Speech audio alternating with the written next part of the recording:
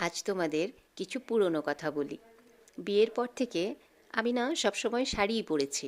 অবশ্য সেটা আমারই চয়েসে, আমাকে কেউ কখনো বারণ করেনি বা বলেও নি যে শাড়িই পরতে হবে। ফার্স্ট নাইটি পরেছিলাম আয়ুষের জন্মের কিছুদিন আগের থেকে। তারপর থেকে যখন আয়ুষের জন্ম হলো তখন থেকে নিজের সুবিধার জন্য বাড়িতে নাইটিই পরতাম, কিন্তু বাইরে আমি সবসময় শাড়িই পরেছি। আজ সব কাজ শেষ করে ঠাকুরটা দিয়েছি, তাই খুব লেট হয়ে গেছে। ঠাকুর দিয়েই চলে আসলাম কিচেনে। আজ রান্নার জন্য সব রেডি করেই গিয়েছিলাম। দেখো, মুসুর ডাল বানাবো, আর এদিকে লাউয়ের খোসা, গাজর আর আলু পেঁয়াজ দিয়ে এটা ভাজা করব। আর আজকে শো স্টপার হলো শীতল চাটনি। তো আমাদের বাড়িতে শীতল চাটনি বানালে সেটার সাথে একটু বামলা শুটকিও আমি দেই। মুখে একটু শুটকি কামড় পড়তে লাগে, না হলে সেটা ভালো লাগে না খেতে। তো চলো রান্না করতে করতে আবার পুরনো গল্প বলি। তো যেমনটা তোমাদের বললাম, আমি সবসময় শাড়িই পরেছি।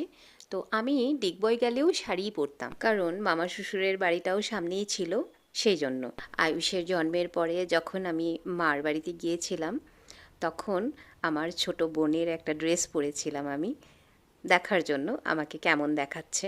ট্রাস্ট মি, আমাকে এতটাই বাজে দেখাচ্ছিল যে আমি সাথে সাথে ড্রেসটা খুলে ফেলেছিলাম। আর আমি এইটাই ভাবছিলাম, 2 বছরে কি করে একটা মানুষ এতটা চেঞ্জ হয়ে যায়। যেই মেয়েটা প্লিটেড মিনি স্কার্ট পরতো, বুটস পরতো, হঠাৎ করে তাকে অন্য ড্রেসে এত বাজে কেন লাগছে। নাহি মোটা হয়ে গিয়েছিলাম তখন আমি। কালকের একটু পাবদা মাছের তরকারি ছিল, যেটা ফুলকপি দিয়ে বানিয়েছিলাম, সেটাও তোমাদের একটু দেখিয়ে দিলাম। বাইরে শাড়ি পরাটা আমার বন্ধ করে দিয়েছিলাম যখন দেবু জাগুন চলে গেল। তখন তখন বুঝতে পারলাম, আমি যখন নিজেকে সবসময় আয়নাতে শাড়ি পরা দেখতাম, সেই শাড়ি পরা দেখতে দেখতে আমাকে আমার চোখটা সেটাই অ্যাডাপ্ট করে নিয়েছিল।